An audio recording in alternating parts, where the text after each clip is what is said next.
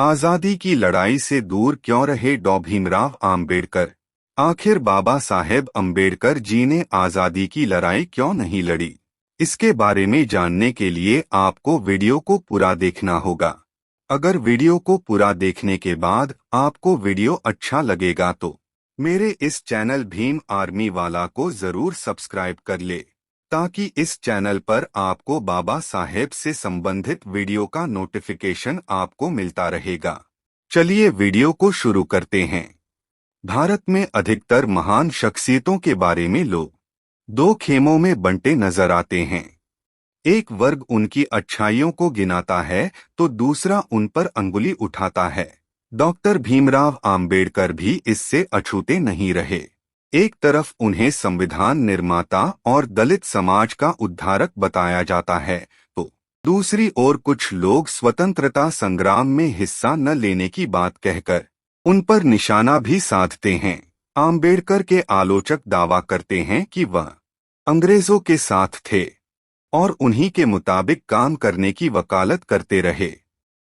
ऐसे में सवाल उठता है कि आखिर आम्बेडकर का असल मकसद क्या था? दरअसल आम्बेडकर का मकसद वही था जो स्थापना के वक्त कांग्रेस का था।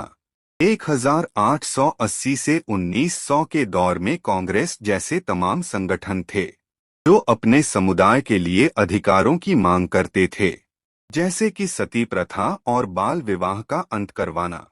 फिर मराठा रेजिमेंट, जाट रेजिमेंट और महार रेजिमेंट बनाने की मांग उठी।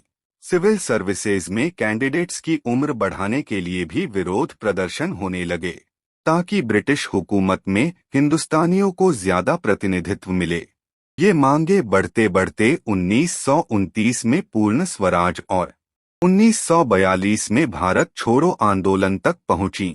इस ऐतिहासिक क्रम पर नजर डालें तो पता चलता है कि आम्बेडकर की मांग भी ऐसी ही थी।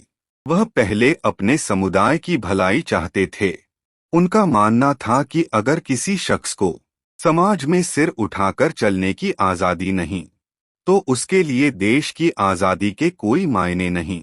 इसीलिए वह सत्ता में पिछड़े तबके की हिस्सेदारी चाहते थे, जिन्हें जातीय व्यवस्था ने ऐसे कामों तक सीमित कर रखा था जो सम्मान की नजर से नहीं देखे जाते थे। डॉक्टर आम्बेडकर दलितों की दुर्दशा के लिए हिंदू धर्म की ऊंच नीच वाली व्यवस्था को जिम्मेदार मानते थे। उन्होंने वर्ण व्यवस्था की पैरोकारी करने वाली किताब मनुस्मृति की प्रतियां भी जलाईं। उनका कहना था कि हिंदू धर्म मनुस्मृति के हिसाब से चलता है, जिसमें ऊंच नीच कूट कूट कर भरा है।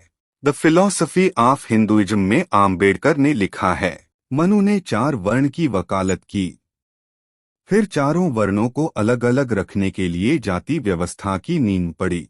मनु ने जाति की रचना की या नहीं, यह तो पता नहीं, लेकिन उन्होंने इस व्यवस्था के बीज जरूर बोए। स्वतंत्रता आंदोलन के दौर में भी सत्ता और जमीन जायदाद में दलितों की हिस्सेदारी न के बराबर थी। आम्बेडकर ने अपनी किताबों और लेखों में अनगिनत बार दलितों के उत्पीड़न, उनके जातीय तिरस्कार वाली खबरों का हवाला दिया। उनका मानना था कि हिंदू धर्म की जाति व्यवस्था को खत्म किए बगैर यह मुमकिन ही नहीं कि दलित समाज में सम्मान के साथ जी सके।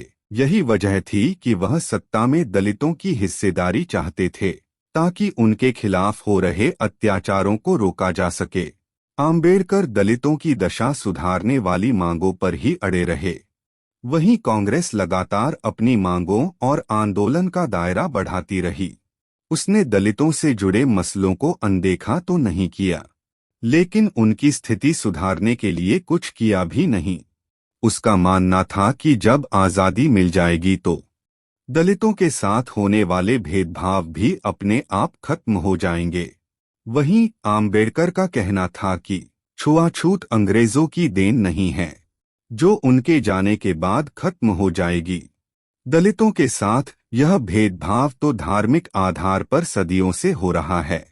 आम्बेडकर ने शोषितों और वंचितों को अधिकार दिलाने की अपनी मुहिम जारी रखी। उन्हीं की वजह से साइमन कमीशन वंचित तबके को प्रतिनिधित्व देने को राजी हुआ। वहीं कांग्रेस ने साइमन कमीशन के खिलाफ जोरदार आंदोलन चला रखा था, ब्रिटिश सरकार ने अगस्त 1932 में दलितों को पृथक निर्वाचन का अधिकार दिया। इसमें दलितों को 2 वोट देने का अधिकार था। एक वोट से वे अपने समुदाय का प्रतिनिधि चुन सकते थे, दूसरे से किसी सामान्य वर्ग का। स्वतंत्रता आंदोलन की अगुवाई कर रहे महात्मा गांधी ने पृथक निर्वाचन का जोरदार विरोध किया। उनका मानना था कि इससे दलितों और सवर्णों के बीच की खाई और बढ़ जाएगी। उन्होंने पृथक प्रतिनिधित्व के खिलाफ आमरण अनशन शुरू कर दिया। गांधी की तबीयत बिगड़ने के साथ आम्बेडकर के पुतले जलाए जाने लगे।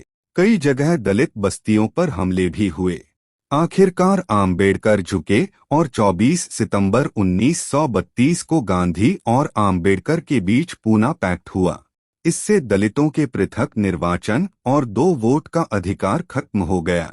हालांकि दलितों के लिए आरक्षित सीटों की संख्या राज्यों के विधानमंडलों में 71 से बढ़ाकर 147 और केंद्रीय विधानमंडल में कुल सीटों का 18% कर दिया गया। आम्बेडकर वायसराय की एग्जीक्यूटिव काउंसिल के सदस्य थे। उनका दर्जा इस समय के कैबिनेट मिनिस्टर के बराबर था। उन्हें श्रम विभाग की जिम्मेदारी मिली थी। आम्बेडकर ने वायसराय काउंसिल के सदस्य के रूप में कई महत्वपूर्ण काम किए। उन्होंने वेतन भुगतान के लिए नियम बनवाए, श्रमिकों के लिए कारखाना संशोधन विधेयक पारित कराया। आम्बेडकर ब्रिटिश हुकूमत में जिस हैसियत में थे, उनका मानना था कि उन्हें एक बड़ी ताकत मिली हुई है। वह इसका इस्तेमाल समाज और अपने लोगों की भलाई के लिए करना चाहते थे। उनका कहना था कि पहले दलितों को अधिकार मिल जाएं, उसके बाद ही उनके लिए किसी तरह की आज़ादी का कोई मतलब होगा। महात्मा गांधी ने अगस्त 1942 में करो या मरो नारे के साथ भारत छोड़ो आंदोलन शुरू किया। आम्बेडकर इस आंदोलन के खिलाफ थे। आम्बेडकर ही नहीं, उस दौर के कम्युनिस्ट दलों ने भी द्वितीय विश्व युद्ध में ब्रिटिश हुकूमत का पक्ष लिया। दुनिया दूसरा विश्व युद्ध शुरू होने से पहले ही जापानियों और नाजियों की हरकतें देख चुकी थी। ऐसे में आम्बेडकर के साथ देश कई राजनीतिक चिंतक मानने लगे थे कि फांसीवाद अंग्रेजों से कहीं ज्यादा खतरनाक है। आम्बेडकर को डर था कि अगर नाजियों ने भारत पर कब्जा कर लिया तो इसके नतीजे काफी खतरनाक होंगे। जर्मनी का तानाशाह एडोल्फ हिटलर तो रक्त शुद्धता का बड़ा हिमायती था। उसके समर्थक तो भारतीयों को एकदम गया गुजरा समझते थे। यही वजह है कि आम्बेडकर ने ब्रिटिश हुकूमत का साथ देने का फैसला किया। उन्होंने कहा, सभी भारतीयों की देशभक्ति यही है कि वह अराजकता फैलने से रोकें, क्योंकि इस तरह के आंदोलन हमारे देश को जापान का गुलाम बनाने में मदद करेंगे। अब आम्बेडकर और कांग्रेस का प्रमुख मकसद एकदम अलग हो चुका था। आम्बेडकर अंग्रेजों को भारत से भगाना नहीं चाहते थे।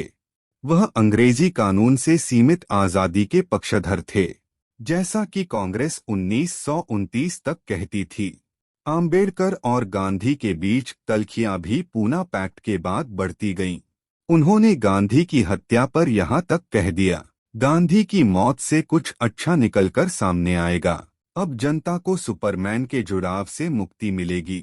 लोग अपने बारे में सोच सकेंगे, अपने मकसद के लिए खड़े हो सकेंगे। यह हिस्सा लेटर्स ऑफ आम्बेडकर में प्रकाशित है।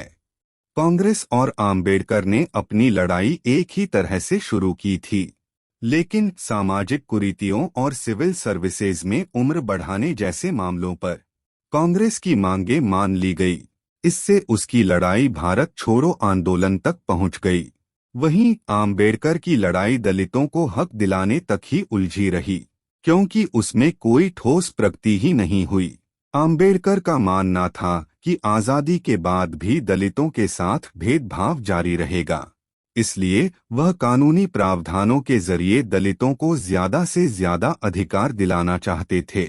आम्बेडकर की आशंका आज़ादी के बाद सही साबित भी हुई।